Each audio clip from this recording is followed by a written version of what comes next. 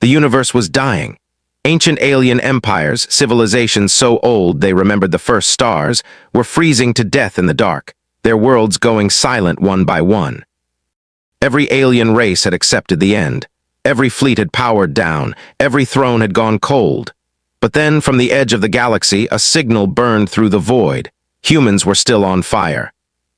Like, subscribe to HFY Endurance Tales and drop a comment, because what humanity does next will shake the entire cosmos. This journey into the eternal dark starts right now. The first star to die in the Lyranthis cluster was a yellow dwarf the Veth called Sorvan, the Warm Father. The Veth Dominion had orbited Sorvan for 11,000 years. They had built their entire civilization around its light. Their temples faced it. Their calendars measured it. Their children were taught that Sorvan was eternal, a promise written in plasma and gravity that the universe would always provide warmth to those who were worthy of it. Sorvan died on a Tuesday, not with an explosion, not with a supernova. It simply dimmed, flickered once like a candle in a draft, and went out. The Veth Dominion recorded the moment in silence. Their atmospheric processors dropped to 30%. Their agricultural dome sealed. Their outer colonies went dark one by one, like footprints disappearing in snow. The Galactic Energy Tribunal logged it under Category 3 stellar decay and moved on. 3 months later, 2 more stars died in the same cycle. Then 7. Then 19. The tribunal stopped filing reports and started holding emergency sessions. The Kurath Sovereignty, a reptilian empire spanning 42 systems, lost 3 of their 6 stars within a single orbital period. Their thermal reserves, which they had spent 2,000 years accumulating, evaporated in weeks. The Kurath were cold-blooded by nature, and when their planetary temperatures began dropping below the biological minimum, their populations entered involuntary hibernation.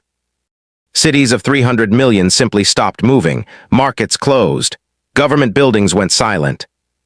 Military fleets drifted in holding patterns, their crews wrapped in emergency thermal suits, waiting for a warmth that was not coming. The Drenhari Collective, ancient, vast, and proud, lost their primary star, and immediately dispatched a fleet of 1,700 ships toward the nearest surviving stellar body. They arrived to find the Sulthine Confederation already there, fighting for the same warmth. The battle lasted 9 days. When it ended, both fleets were crippled, and the star they had been fighting over dimmed into extinction while they were still shooting at each other. Nobody was winning. The universe was simply ending, and every species was too busy grieving to stop it. Commander James Harlow was the first human officer to see the full thermal map when it arrived at Earth Station Kepler. He was 44 years old. Broad-shouldered, with the kind of quiet intensity that came from 17 years running deep space logistics operations across the outer Sol territories. He was not a scientist, he was not a diplomat. He was a man who understood systems, how they worked, how they failed, and most critically, how fast a failure could become a catastrophe when the people in charge were focused on the wrong problem. He stood in front of the holographic display for 4 minutes without speaking. The map showed the local cluster in thermal radiation gradients. Healthy systems burned in gold and amber. Dying systems pulsed in fading orange. Dead systems registered in flat, absolute blue, the color of 0 Kelvin, the color of nothing. There was a lot of blue on that map. How fast is it spreading? Harlow asked Dr. Ellen Price, his chief analyst, pulled up the projection overlay. At current acceleration, 40% of remaining active stars in the local cluster will enter critical decay within 18 months. 80% within 3 years, and full extinction, she hesitated. 7 years, give or take. Harlow turned away from the map and walked to the observation port. Outside, the Sol system stretched in familiar geometry. Jupiter's bands catching the sun's light, Saturn's rings glittering in the middle distance.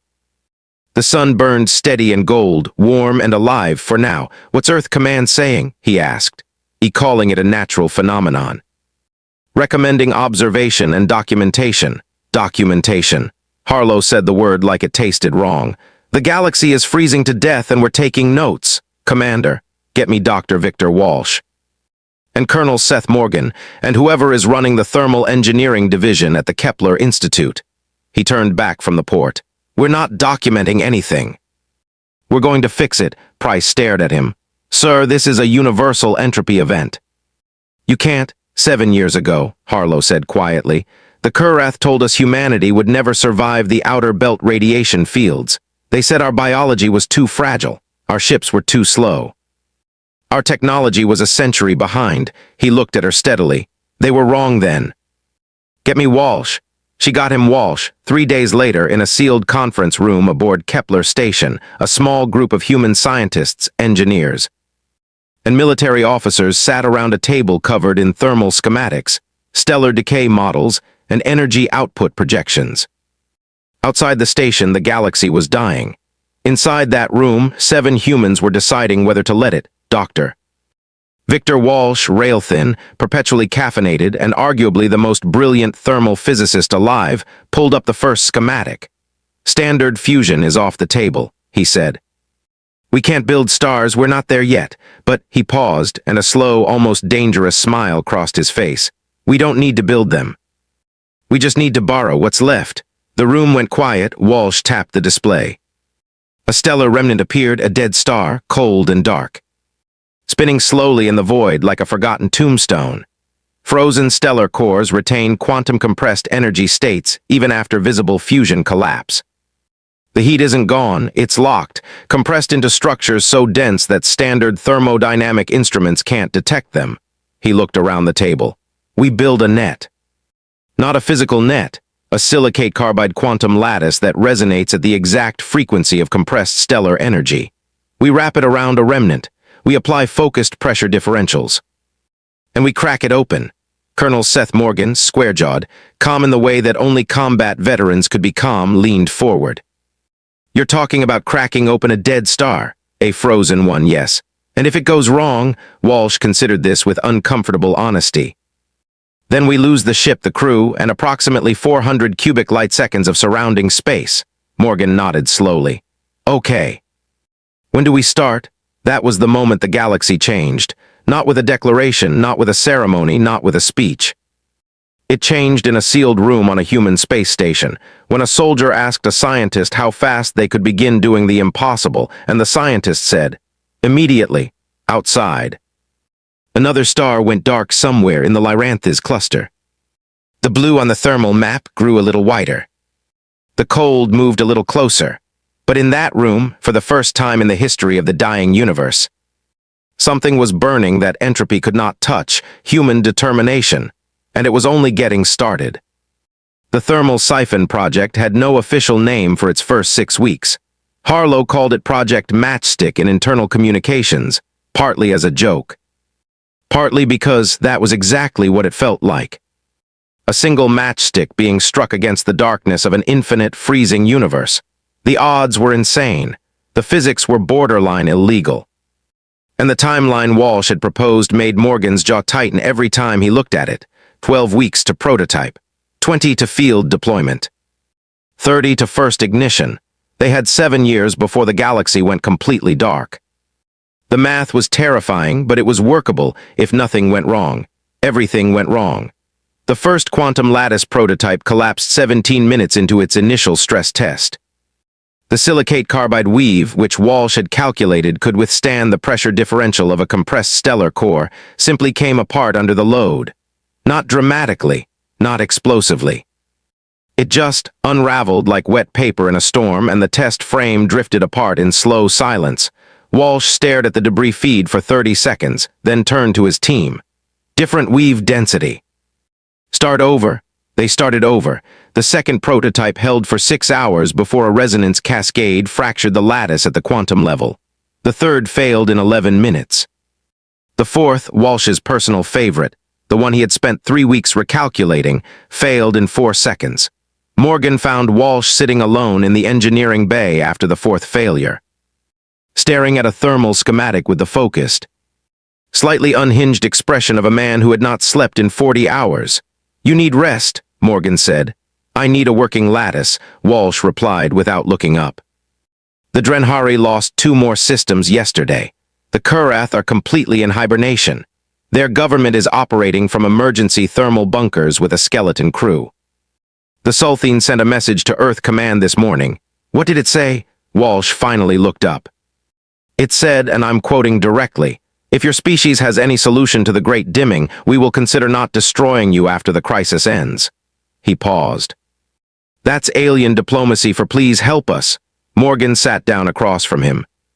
"So the galaxy is both dying and threatening us simultaneously. Welcome to interstellar politics." Walsh pushed the schematic across the table. "Look at this, the resonance frequency. I've been matching it to the stellar remnant's outer shell signature, but the compression isn't uniform. The energy isn't distributed evenly inside the remnant. It's clustered pockets of extreme density surrounded by relative voids." Morgan looked at the schematic. He was not a physicist, but he was a man who had spent his career reading battlespace maps, and he recognized the pattern immediately. "It's like a minefield." Walsh blinked. "What? The energy pockets, they're not uniform. They're scattered, high-density nodes surrounded by low-density gaps. It's exactly like a minefield layout." Morgan tapped the schematic. "You don't sweep a minefield in a straight line. You map the nodes first. You go around the gaps. You approach each node individually." Walsh stared at him for a long moment. Then he grabbed the schematic and started writing. The fifth prototype was built around a segmented lattice design, not single unified net, but a series of individual resonance panels that could be adjusted independently to match the specific density signature of each energy pocket within the remnant. It took 3 weeks to build. It weighed 4 times as much as the previous designs. It was, by any engineering standard, absurdly complex. It held for 72 hours, when the test ended and the data came back clean.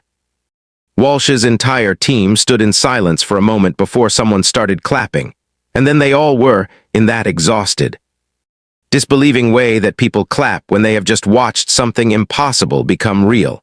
Harlow got the report on his personal terminal at 300 station time. He read it twice, set it down, and looked out the observation port at the dark. Somewhere out there, the Kurath were sleeping in frozen bunkers. The Drenhari were rationing the last thermal reserves of a dying empire. The Veth were praying to a star that no longer existed. And in a human engineering bay, a segmented quantum lattice had just proven that the void could be cracked open. He sent one message to Walsh. "Full deployment authorization." "Whatever you need." Walsh's reply came back in 40 seconds. "I need a dead star." "Pick a good one." They picked a stellar remnant in the outer Sol buffer zone, a white dwarf that had collapsed approximately 800,000 years ago. Catalogued as Remnant SR7 in human records, and called nothing at all by anyone else. Because it was just a dead thing in the dark that nobody had ever thought worth naming, Harlow gave it a name before deployment. He called it the Ember. The deployment fleet was 17 ships, a mix of engineering vessels, military escorts, and 2 dedicated lattice-layer craft that had been specifically modified for the operation. Morgan commanded the military wing. Walsh rode aboard the primary engineering vessel, the Resolute, with his core team of 23 physicists and engineers. They arrived at the Ember after a 6-day transit and spent 48 hours scanning its density signature in exhaustive detail. Walsh mapped every energy pocket, every void, every compression node. The segmented lattice panels were calibrated individually, one by one, to match each cluster precisely. Then they began the wrap. It took 11 days to fully encase the Ember in the quantum lattice. 11 days of precision work, of micro-adjustments, of Walsh hovering over his instruments with the focused intensity of a surgeon, speaking in a low, steady voice to his team as they positioned each panel with millimeter accuracy. On the 12th day, they activated the resonance field. The Ember shuddered, then it cracked, not loudly. Not visibly at first, but the instruments went wild, thermal output readings spiking from absolute 0 to figures that exceeded anything in the dataset. Energy flooded outward through the lattice in controlled, channeled waves, exactly as the model had predicted. The panels held, the weave held. The void held, and then slowly in the space where a dead star had drifted in cold silence for 800,000 years, something began to glow. It was not the orange of natural stellar fusion. It was a deeper color, almost white, almost violet, a color that had no name because no human eye had ever seen it before. It pulsed steadily, rhythmically, like a heartbeat. Walsh stood at his instruments and said nothing for a very long time. Morgan's voice came over the comm from the escort wing. "Walsh." "Is that what I think it is?" Walsh exhaled slowly. "The first caged sun," he said quietly. "We did it." Across the fleet, nobody cheered, nobody celebrated. They all just looked at it, that impossible, unnamed color burning in the place where nothing had burned for nearly 1,000,000 years. Then the long-range sensors picked up movement. Dozens of contacts. Then hundreds, coming from every direction, from deep in the surrounding cluster, moving fast. Morgan's voice sharpened immediately. "Walsh, we have incoming contacts, multiple vectors. I'm reading Drenhari configuration on at least 40 of them. Kureth signatures on 60 more, mixed profiles on the rest." A pause. They weren't sleeping as deeply as we thought. The galaxy had seen the light, and it was coming. The contacts kept multiplying, within 6 hours of the Ember's ignition. Morgan's sensor team had counted over 400 distinct vessels, converging on their position from across the surrounding cluster. Drenhari dreadnoughts, enormous angular ships that looked like broken cathedrals drifting through space. Kureth battle carriers, their hulls still frosted from the long hibernation, thrusters burning hard to shake off the cold. Sulthine scouts moving in tight formation, darting between the larger vessels like nervous fish around sharks, and behind them all, moving slowly and deliberately. A Veth Dominion flagship, a vessel so large it registered on the sensors as a small moon. Morgan stood on the bridge of his escort cruiser, the Steadfast, and watched the contacts populate his tactical display with the calm expression of a man who had been in bad situations before and had learned to think clearly inside them. "Weapons status?" he asked, armed and tracking. His weapons officer replied, "But sir, some of these ships are showing critical thermal readings. Their life support systems are at emergency minimums. Half of those Kureth carriers have crew temperatures below safe biological thresholds. They're not coming to fight," Harlow's voice said over the command channel. He had been monitoring from Kepler Station, watching the sensor feeds in real time. "They're coming because they're dying, and we just turned on the only light in the dark. They are still 400 warships," Morgan said. "Yes. And we need to handle this correctly." Harlow's voice was measured, precise. "Seth, hold position. No weapons hot. Walsh, begin broadcasting thermal output data on all standard frequencies. Let them see exactly what we have." Walsh looked up from his instruments. "You want to advertise? I want them to understand what they're looking at before someone panics and starts shooting." The thermal data began broadcasting, output figures, stability readings. The sustained energy yield of the caged sun, pulsing steadily at the heart of their position. The numbers were staggering. The Ember was producing more usable thermal energy than the 3 remaining active stars in the Lyranthes cluster combined. And unlike those stars, it showed 0 signs of decay, 0 entropy progression. It was, by every measurable standard, eternal. The incoming fleet slowed, the Drenhari flagship identified as the Dominance of Void, which Morgan privately thought was an extremely on-brand name for a species that was currently freezing to death, hailed them on the standard diplomatic frequency. The voice that came through was deep, resonant, and translated through the universal comm protocols into a flat, careful English that somehow still carried an edge of ancient authority. "Human vessels.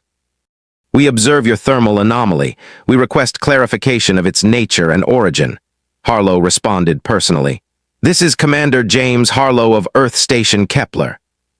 What you are observing is a contained stellar energy source, a captured remnant core that has been stabilized and activated through human engineering.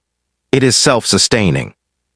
It does not decay." A long silence. "That is not possible within known physical law." "It wasn't," Harlow agreed. "We changed that." Another silence. "Longer this time?" Then the Drenhari flagship began to slow further, and the vessels around it followed, not stopping, not retreating, but no longer accelerating. The fleet hung in space at long range, 400 ships and the dying remnants of a dozen ancient civilizations, staring at the impossible light that a species they had considered primitive had struck in the middle of the dying dark. Morgan exhaled quietly. "That bought us some time." "Not enough," Walsh said from his station. He was looking at a secondary display, not the tactical feed, but his thermal engineering readouts. The Ember is stable, but it's a single source. 400 ships drawing thermal from one point will overload the lattice within 72 hours. We need to set a limit, and we need to enforce it. We also need to start building the next one, Harlow said. We need to start building 10, Walsh replied. Simultaneously. If we wait, we lose the initiative. The alien fleets are here now. The moment they realize we can only sustain one caged sun at current capacity, the political situation changes very fast. He was right. Harlow knew it immediately. The next 12 hours were a controlled sprint. Every engineer on the Resolute diverted to identifying candidate remnants within reach. Every logistics officer calculating transit times and material requirements. Every military planner working out how to protect multiple construction sites simultaneously while keeping the alien fleets from turning desperate. The Sulthine were the first to formally request thermal access. Their request was polite, technically detailed, and arrived with a full breakdown of their remaining fleet strength, which Harlow read not as a courtesy, but as a very clear statement of what they would do if the answer was no. He authorized a controlled thermal feed to the 4 Sulthine vessels, showing the most critical life support readings. It was a calculated decision, demonstrate goodwill, establish the precedent that access came through cooperation, and let the rest of the fleet watch. The Kurath followed within the hour. Their request was blunter, a single line transmitted from their flagship. We require heat. We will compensate with fleet protection. Morgan raised an eyebrow when he read it. They're offering to guard us. They're offering to guard the Ember, Walsh corrected, because they need it as much as we do. Smart, actually. Harlow authorized the agreement. 2 Kurath battle carriers moved into protective positions, flanking the Ember's lattice structure, their weapons systems oriented outward. 400 years of interstellar rivalry between humans and Kurath, and it had taken a frozen universe to make them stand guard together. The Veth Dominion did not request anything. Instead, their flagship simply moved to a position 3,000 kilometers from the Ember and stopped. When Harlow hailed them, the Veth Elder who responded said only, "We are observing." "We are deciding." "Deciding what?" Harlow asked. "Whether your fire is real," the Elder said. "We have been promised warmth before. Sorvan promised us warmth for 11,000 years. A pause. Sorvan is gone. Harlow understood then that he was not talking to a military commander or a political leader. He was talking to a civilization that had watched its god die and had not yet decided whether it was capable of believing in anything new. "I understand," he said quietly. "Take the time you need." Meanwhile, Walsh's team had identified 11 viable remnant candidates within a 2-light-year radius. 6 were rated as high probability for successful lattice activation. Construction fleets began mobilizing from Kepler Station. Every available engineering vessel, every stockpile of silicate carbide weave, every trained lattice technician humanity had. The operation was expanding faster than anyone had planned, in conditions nobody had fully anticipated. With alien fleets watching from every direction, Morgan found Harlow alone in his office late in the second night cycle. Studying the deployment map. "Not sleeping," Morgan said. "Neither are you. I'm supposed to be awake." "I'm security." Morgan sat down. "The Drenhari sent a second message while you were in the engineering briefing. Encrypted personal channel. I decoded it." Harlow looked up. "What did it say?" "It said that 3 Drenhari Council members are pushing for military seizure of the Ember. They believe a human-controlled thermal source is a permanent strategic liability." Morgan met his eyes. "They're not wrong from their perspective." Harlow was quiet for a moment.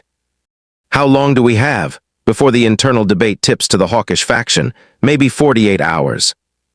Maybe less if we slow down on the secondary construction." Harlow looked back at the deployment map. 6 construction sites, 400 alien ships. A frozen galaxy watching a handful of humans decide whether to save it. "Then we don't slow down," he said. "We go faster." And somewhere in the dark, another star quietly went out, and the cold moved one step closer. The attack came on the 31st day, not from the Drenhari, not from the Kurath. It came from the Veth. Harlow was in the middle of a construction status briefing when the alert hit. 3 Veth strike cruisers had broken from the flagship formation and were accelerating hard toward Ember Construction Site 4, where a second lattice was 70% complete. Around a remnant the team had named the Forge. The Veth vessels were not broadcasting warnings. They were not hailing. They were running hot weapons and a direct intercept course. Morgan was on the Steadfast bridge in 40 seconds. Veth cruisers, this is Colonel Seth Morgan, Earth Military Command. Stand down and explain your intent. No response. Morgan. Harlow's voice was sharp on the command channel. Don't fire first. They will reach the Forge in 9 minutes. I know. Hold, the Veth Elder's voice came through 30 seconds later, not on the military channel, but on the diplomatic frequency, calm and cold as the void itself. Commander Harlow. Your second construction represents permanent human dominance over galactic thermal energy. We will not permit a single species to control the warmth of all others. Harlow understood immediately. This was not an act of desperation. This was a calculated political strike. Destroy the Forge before it was complete, demonstrate that human expansion could be checked, and force a renegotiation of who controlled the caged suns. It was also, from a purely strategic standpoint, a reasonable position. He had 8 minutes to respond to it. Elder, Harlow said. You are correct. A single species controlling universal thermal energy is dangerous. I agree with you completely. A pause. Then you will halt construction. No. I'm offering you something better. He pulled up the governance framework that Walsh's team had drafted 3 weeks ago and never expected to need this soon. Joint administration. Every species with access to a caged sun gains equal voting authority over its output allocation. Humans build and maintain the infrastructure. All species govern its distribution collectively. He transmitted the framework. Read it. You have 7 minutes. 6 minutes of silence. The Veth cruisers continued their intercept course. Morgan's voice was completely flat.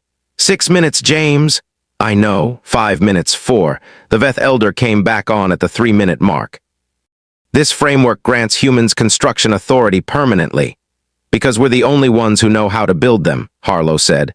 But you govern how the energy is shared. We have the tools. You have the authority. Neither of us can operate without the other. 2 minutes, Morgan. Harlow. Hold, Seth. 90 seconds. The Veth cruisers decelerated, not stopped. Decelerated. Still moving toward the Forge, but slower now, not an attack vector anymore. An approach vector. The Elder's voice came back. We will review the full framework. Construction may continue pending review. A pause that carried 11,000 years of pride and grief. Do not mistake our acceptance for trust, Commander. Trust must be built slowly. I know, Harlow said. That's why we're still talking. The cruisers stopped 1,000 kilometers from the Forge and held position. Morgan exhaled for what felt like the first time in 3 minutes. Then, almost immediately, his sensors lit up again. James. We have a new problem. The Drenhari had made their decision. 14 Drenhari dreadnoughts, the hawkish faction's military bloc, had separated from the main fleet formation and were moving it. Coordinated pattern toward the Ember. The original caged sun. Not the construction sites, the source. The one that was already active, already feeding thermal energy to dozens of alien vessels that had become dependent on it. If they took the Ember, they took the leverage. And they knew it. Walsh's voice cut into the channel from the Resolute. If those dreadnoughts reach the Ember's lattice structure and attempt to interface with the control systems, the resonance destabilization alone could collapse the containment. We're talking about an uncontrolled release of compressed stellar energy. How bad? Morgan asked. Walsh paused for exactly 1 second. Extinction-level event for everything within 6 light seconds. Morgan looked at his tactical display. The Ember was surrounded by alien vessels drawing thermal feed, Kurath carriers, Sulthine scouts, 3 Veth observation ships. None of them would survive an uncontrolled release. None of the humans in the vicinity would survive it either. We can't let them reach the lattice, Morgan said. We can't fire on them either, Harlow replied. The moment we open fire on the Drenhari. Every other fleet in that formation reads it as human aggression, and we lose the entire political framework in one exchange. Then, what do we do? Harlow was already moving. We use what we have. Seth, activate the thermal projection array, not as a weapon, as a demonstration. Morgan stared at his display.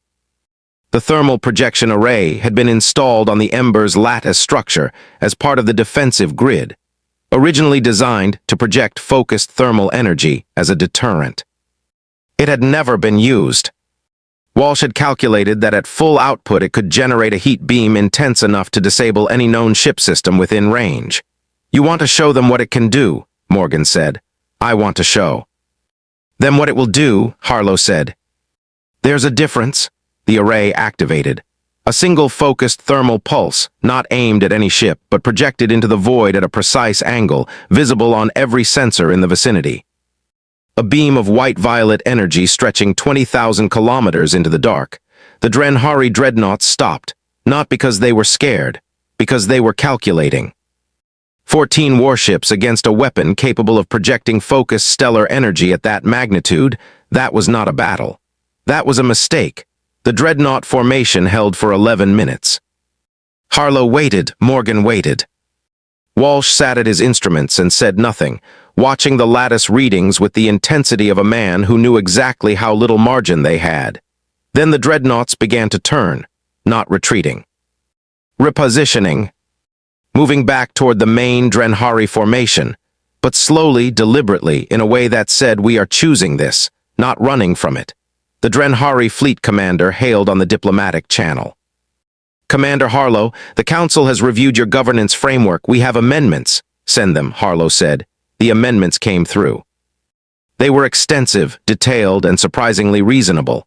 Harlow read them in 4 minutes and made 3 modifications. The Drenhari came back with 2 counter-modifications. Walsh interrupted twice to flag technical constraints. Morgan stood at his tactical station and watched the sensor feeds while 2 humans and an alien empire negotiated the future of galactic thermal governance in the shadow of a weapon that could end all. Of them, 40 minutes later, a preliminary agreement was in place. It was fragile. It was untested. It was built on desperation and mutual need rather than genuine trust, but it existed. And in a galaxy that was still freezing to death, something that existed was infinitely more valuable than something perfect that didn't. But the crisis was not over. Walsh's instruments were showing something new, and his expression, when Harlow finally looked at him, was the expression of a man who had just found a problem that no diplomatic agreement could solve. James, Walsh said quietly. The acceleration rate just changed. Changed how? Walsh turned his display so Harlow could see it. The stellar decay map, the same map Harlow had first stared at in silence aboard Kepler station, was updating in real time. The blue was expanding faster than any previous projection. Stars that had been rated as stable for another 3 years were showing critical decay signatures. The dimming is accelerating, Walsh said. Whatever is driving this, it just shifted into a higher gear. He looked up. We have 18 months left, maybe less. And we have 2 caged suns operational. How many do we need? Walsh took a long breath. To sustain every surviving species in the local cluster at minimum viable thermal levels. He pulled up the calculation. 47. Harlow stared at the number. 47 caged suns. 2 complete, 6 under construction. The rest still theoretical, and the universe was running out of time faster than anyone had predicted. The question was no longer whether humanity could save the galaxy. The question was whether they could do it fast enough. And hanging in the dark just beyond the light of the ember, the dying alien fleets watched and waited, some with hope, some with suspicion, and some with the cold calculation of empires that had survived this long by taking what they needed before someone else did. The next move would determine everything. Harlow made the decision in 4 minutes. He did not call a committee. He did not wait for authorization from Earth Command. He looked at Walsh's numbers, looked at the decay map, and understood that the time for careful, measured steps had ended. The universe had changed its timeline without asking anyone's permission, and the only response was to change theirs. We go to simultaneous multi-site deployment, he said. Every candidate remnant on the list, all 11. We split the engineering teams, we spread the lattice material across all sites, and we build in parallel. Walsh blinked. James, we don't have enough senior technicians to supervise 11 sites at once. The lattice calibration requires experienced oversight. If we don't rush, we build 47 caged suns in a universe that goes dark in 18 months. Harlow met his eyes. What's the failure rate if we expand the teams and train new supervisors on site? Walsh thought for 3 seconds. Higher than I'd like. What's the failure rate if we don't? A pause. 100%. Then we go. The mobilization was the largest engineering operation in human history. Every vessel that could carry lattice components was diverted. Personnel from Kepler Station, from Earth's orbital platforms, from the Outer Belt research facilities, all of it funneled toward the 11 deployment coordinates. Walsh divided his senior team across the highest priority sites, recorded every calibration procedure in exhaustive detail, and spent 48 consecutive hours training a second tier of engineers to handle the rest. Morgan simultaneously negotiated with the alien fleets, not for permission, but for practical cooperation. The Kurath, whose battle carriers were already proving effective as perimeter security around the Ember, agreed to extend protection to 3 additional construction sites in exchange for priority thermal access once those sites came online. The agreement took 20 minutes to finalize because Morgan had learned not to use diplomatic language with the Kurath. He spoke to their fleet admiral in pure logistics. Here is what we need, here is what you get, here is the timeline. The admiral responded in kind. It was, by galactic standards, the most efficient treaty in recorded history. The Sulthine offered something unexpected, detailed maps of stellar remnant clusters in their home territory. Regions of space that human survey teams had never fully charted. The maps identified 19 additional viable remnants, beyond the 11 already on the deployment list. Harlow accepted immediately and dispatched survey vessels within hours. The Drenhari, true to their newly negotiated framework, contributed 3 of their largest engineering vessels, not human ships, but Drenhari heavy-lift carriers that could transport lattice materials at twice the speed of anything in the human fleet. They had their own engineering traditions, their own construction methodologies, and their own pride about how things should be done. Walsh spent 3 very difficult days working out a compatible protocol with the Drenhari chief engineer, a being named Veraxal who communicated primarily through technical schematics and had strong opinions about resonance frequency calibration that turned out. Walsh admitted privately to Morgan to be partially correct. Good, Walsh said, with the reluctant admiration of a man whose brilliance had just been productively challenged. Veraxal caught a harmonic drift pattern in Site 7's lattice design that we completely missed. If we had activated without that correction, how bad? Morgan asked. Bad, so the aliens are helping us build better caged suns. Walsh nodded slowly. Turns out desperation is a universal language. By week 4 of the parallel deployment, 7 construction sites were active. By week 6, 12. The galaxy that had been watching humans with a mixture of hope and suspicion was now, in the most practical, unglamorous way possible, involved in building its own salvation. Drenhari carriers moving lattice panels, Kurath warships running perimeter defense, Sulthine survey teams mapping remnant clusters, Veth observation vessels recording every procedure in meticulous detail. Their elder aboard the flagship, maintaining a diplomatic silence that Harlow had learned to read as cautious approval. It was not beautiful. It was not a grand alliance built on shared values and mutual respect. It was a collection of desperate species doing what desperate species do, whatever it takes. And then the Sulthine survey team in the outer cluster sent back a report that changed everything. The remnants in the Sulthine charts were not ordinary stellar dead zones. 3 of the 19 mapped remnants were reading on survey instruments as hypercompressed cores, stellar remnants so dense that standard lattice protocols would be insufficient. Walsh saw the data and went immediately quiet, which was always a sign that he was either terrified or excited, and often both simultaneously. These are not standard remnants, he said. These are neutron star cores. The energy compression is 400 times greater than anything we've worked with. Can we activate them? Harlow asked. With standard lattice design, no. The resonance load would collapse the weave instantaneously. Walsh stared at his calculations. But with the Drenhari harmonic correction that Varexal identified, modified for a much higher pressure differential, he was already writing. It would take a complete lattice redesign. Thicker weave, different panel geometry. Activation sequence spread over a longer window to prevent cascade overload. How much longer?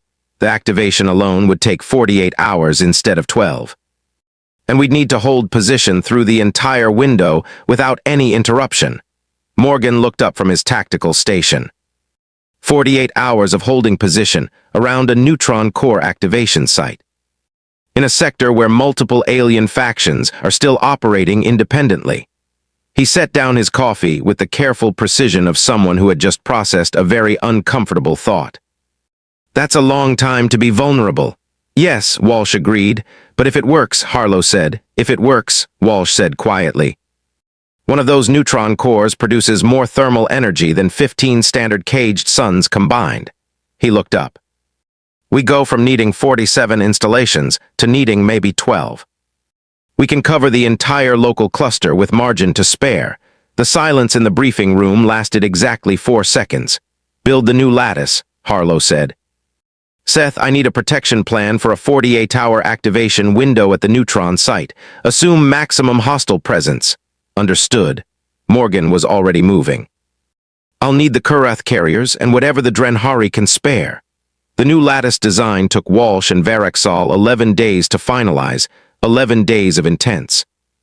Sometimes heated collaboration between a human physicist running on coffee and compressed determination, and a Drenhari engineer who expressed disagreement by producing increasingly elaborate counter schematics in silence. The result was something neither species could have designed alone. A hybrid lattice architecture that drew from both engineering traditions, stronger than either. And calibrated to tolerances that had never been attempted, they called it the compound weave. The first neutron core site was designated Site Omega. Morgan assembled the largest protection force yet. 6 Kurath carriers, 4 Drenhari heavy escorts, and every human military vessel that could be pulled from secondary duties. The formation held a 50,000-kilometer perimeter around the site, while Walsh's team began the lattice wrap. The wrap itself took 9 days. Every panel placed with greater precision than anything they had done before. Every calibration checked and double-checked. Walsh barely slept. Varexal, who apparently did not sleep in any conventional sense, simply remained at the instruments continuously, running readings, flagging deviations, correcting tolerances with the methodical focus of a being who understood that perfection was not aesthetic here. It was survival. On the 41st hour of the activation sequence, with 7 hours remaining, the perimeter alarm activated. Morgan's voice came through at combat intensity, stripped of everything except information. Rogue Sulthine faction, 18 vessels, fast attack configuration. They're not part of the cooperative framework, splinter group, no communication, direct intercept course. ETA to perimeter breach, 14 minutes. Walsh looked up from his instruments. If the activation sequence is interrupted at this stage, the energy release will not be contained. The compound weave cannot absorb an incomplete activation. I know, Morgan said. James, I heard, Harlow said, 7 hours to the most important moment in human history. 18 hostile ships coming in fast. And the one thing they could not do, the one option that had always been available in every crisis before this one, was retreat. The ember burned steadily in the distance. The forge burned beside it. 12 construction sites spread across 2 light-years of space, all of them counting down toward a future that depended entirely on the next 7 hours. Morgan looked at his tactical display. At the incoming contacts at the formation he had assembled, Kurath Fleet Admiral, he said on the joint channel. This is Colonel Seth Morgan. I am requesting combat engagement authorization against inbound hostile contacts. Perimeter defense. Full commitment. The Kurath Admiral's response came back in 3 seconds. Already moving, Colonel. And the battle began. The Kurath hit the Sulthine splinter fleet like a hammer. 16 battle carriers moving in coordinated assault formation. Not the desperate, cold, sluggish movements of ships that had been hibernating weeks ago, but the fast, precise engagement patterns of a military force that had been warming up, literally and figuratively, since the ember first ignited. The Sulthine splinter ships were fast attack configuration, built for speed and first strike pressure, not for sustained engagement against a force that size. The battle lasted 41 minutes. Morgan coordinated the human military perimeter through the entire engagement, maintaining the protection envelope around Site Omega without committing his own forces to the offensive action, a deliberate choice. Keeping the human fleet in a defensive posture that could not be read as aggression by any of the cooperative faction observers watching from outside the perimeter. The Kurath did not need his ships. What they needed was for him to hold the line, and he held it. Walsh never looked up from his instruments. 41 minutes of weapons fire and tactical maneuvering one perimeter layer away, and Walsh stood at his station watching resonance readings, adjusting calibration values. Speaking in a low, continuous voice to his team about panel tolerances and frequency drift. The activation sequence did not stop, not for a single second. With 3 hours remaining, the battle ended. The Sulthine splinter fleet withdrew, not destroyed, but broken enough that they could not press the engagement further. 7 of their ships remained functional and retreated into the surrounding dark. Morgan reported the outcome in 4 words: perimeter secure. Continue activation. The final 3 hours were the quietest of the entire operation. Walsh's team worked in near silence, the instruments humming steadily. The compound weave holding its configuration around the neutron core, with a stability that Varexal monitored with what Harlow had come to recognize as the Drenhari equivalent of satisfaction. A very slight reduction in the frequency of their corrections. At hour 48, Walsh initiated the final resonance pulse. The neutron core responded. What happened next was not an explosion. It was not a flash of light in any conventional sense. It was a release. A controlled, channeled, precisely directed outpouring of energy so vast that every sensor in the vicinity simply maxed out and held there, unable to register the full magnitude. The compound weave absorbed it, directed it, shaped it into a stable, pulsing thermal field that expanded outward in a perfectly even sphere, warm and steady and permanent. Site Omega was online. For a long moment, nobody said anything. The comm channels were quiet. The tactical displays showed the thermal output spreading across the surrounding sector in clean, measured waves. Ships that had been running on emergency reserves felt their systems stabilize as ambient temperature readings climbed toward biological safety thresholds. Somewhere in the Kurath fleet, a crew member removed a thermal suit for the first time in 3 months. Then Walsh sat down on the floor of the Resolute's engineering bay, not dramatically, not symbolically. He just sat down because his legs had stopped cooperating, and he stared at the output readings on the display above him, and he was quiet for a long time. Morgan found Harlow at the observation port of the Steadfast, watching the light of Site Omega spread across the dark. It was that color again, the unnamed white-violet that belonged to captured stellar energy, the color that human eyes had not existed long enough to have a word for yet. "How many do we need now?" Morgan asked.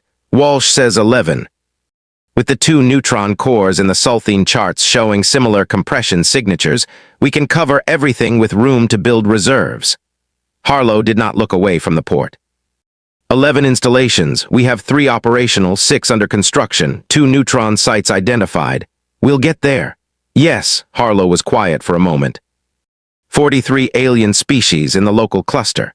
17 of them had lost their primary stellar sources before we got Omega online. 3 were at complete life support failure. He turned from the port. We pulled them back from the edge, Seth. All of them? Morgan thought about the Veth Elder, who had watched Sorvan die and spent 11,000 years believing that warmth was a gift the universe gave, and then took away. He thought about the Kurath admiral who had said already moving without hesitation, when asked to defend something that kept humans alive alongside his own people. He thought about Varexal, who had spent 11 days arguing with Walsh about resonance harmonics and caught the error that would have killed them all. The Veth Elder requested a formal meeting, Morgan said. Diplomatic channel, she said she wants to speak with you personally. Harlow nodded.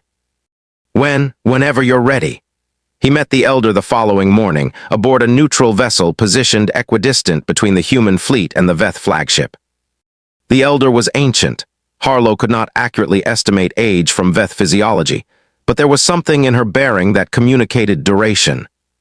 The weight of a civilization measured in millennia rather than centuries.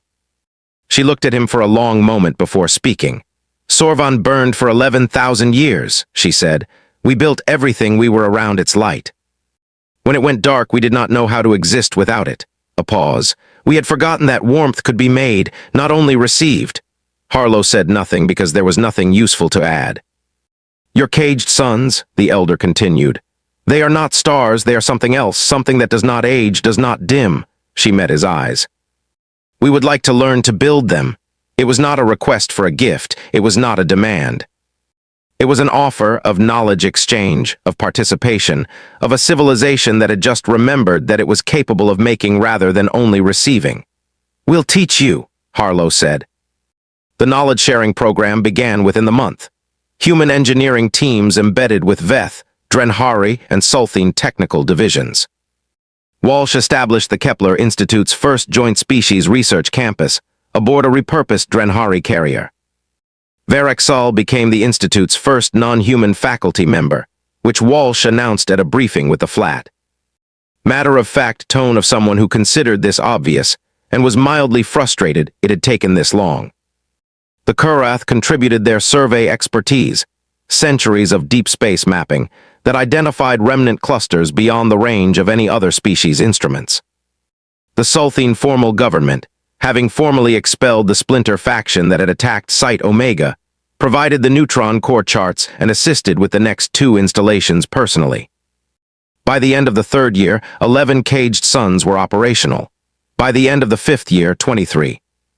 The thermal network, a web of human-built, multi-species governed energy installations spanning 200 light-years, became known across the local cluster simply as the Grid. It was not poetic. It was not the kind of name that sounded well in epic poetry or diplomatic speeches. It was a practical name, given by engineers and logistics officers and the kind of people who cared more about output stability than mythology. Harlow preferred it for exactly that reason. He retired from active command in the 7th year, when the Grid had achieved full coverage of the local cluster, and the construction of the first reserves was underway. He did it quietly, no ceremony, no formal announcement, just a handoff of operational authority to the Joint Command Council that had grown out of the original governance framework. And a return to Kepler Station for the first time since the crisis began. He stood at the same observation port where he had first looked out at Jupiter and the sun and known that something was terribly wrong. The sun still burned, gold and steady as it always had. Around it, the solar system went about its business with the ordinary magnificence that Harlow had spent 7 years too busy to appreciate. Walsh found him there because Walsh always seemed to find him at observation ports.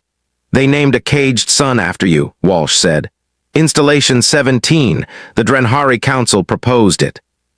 The Veth seconded it. It passed the Joint Committee unanimously." He paused. "Even the Kurath voted yes, which is apparently unprecedented in their entire diplomatic history."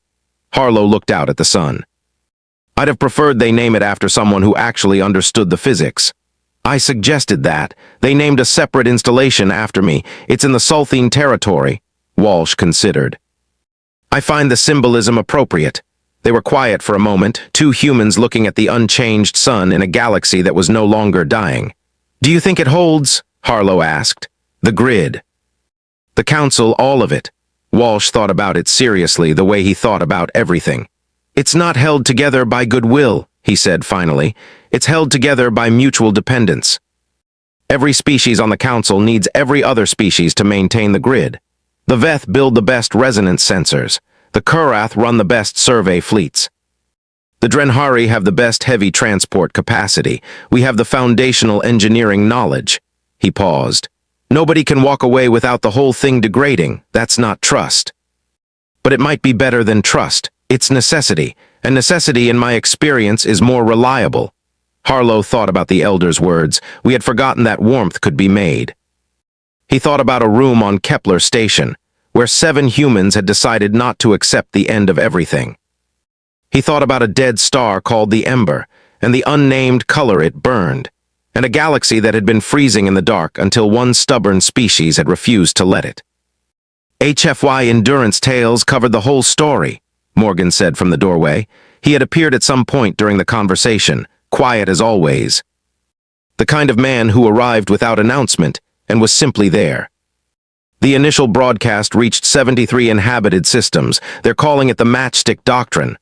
That's a terrible name, Harlow said. Yes, Morgan agreed. It stuck anyway. Harlow smiled, quietly to himself, the way a man smiles when the thing he spent everything on turns out to have been worth it. Outside the observation port, the sun burned gold and steady. Across 200 light-years of space that had been cold and silent and dying, 47 installations burned white-violet, the color that had no name yet, the color of warmth that did not age, the color of something that a small and stubborn species had made in the dark, when every other civilization had accepted the dark as final. The universe was not screaming anymore. It was humming, steadily, warmly, in the key of human stubbornness and alien wisdom, and the kind of desperate collaboration that only happens when everyone involved is running out of time. The grid held, the warmth held, and the fire that humanity had struck in the void burned on patient, permanent, and eternal. If this story kept you warm in the dark, drop a comment below and tell us which moment hit hardest. Share this with someone who needs to remember that the fire doesn't have to go out. And if you haven't yet, subscribe to HFY Endurance Tales. We tell the stories where humanity refuses to lose. We'll see you in the next one.